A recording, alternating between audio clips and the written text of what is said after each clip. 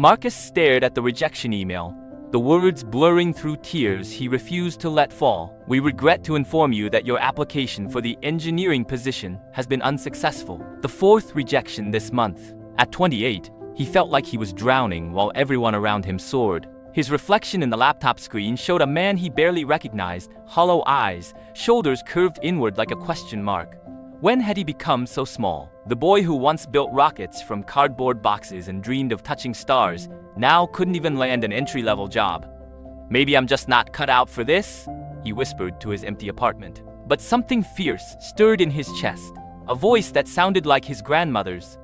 "Mijo, diamonds are made under pressure, not in comfort." That night, Marcus made a decision that would reshape his entire existence. Instead of wallowing, he would become someone worth hiring. But first, he had to confront the mountain of fear that had been growing inside him for years. He started with the smallest step, waking up at 5 a.m. His body screamed in protest, but he dragged himself to his desk and began coding. Not for assignments, not for grades, but for himself.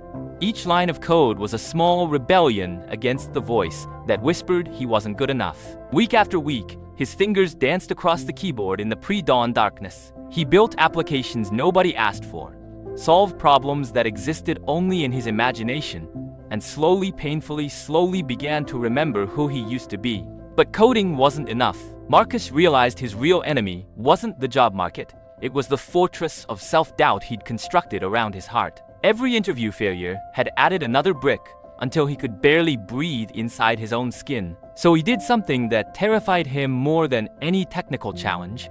He joined a public speaking group. The first time he stood before those 12 strangers, his hands shook so violently he could barely hold his notes. His voice cracked like a teenager's, but he spoke anyway.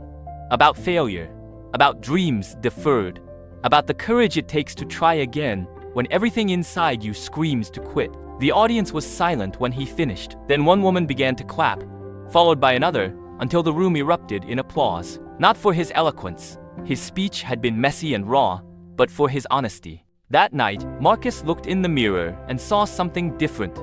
The same face, but behind his eyes burned a light that hadn't been there in years. Months passed. His morning coding sessions evolved into a portfolio that made recruiters take notice. His speaking improved until he could command a room with quiet confidence.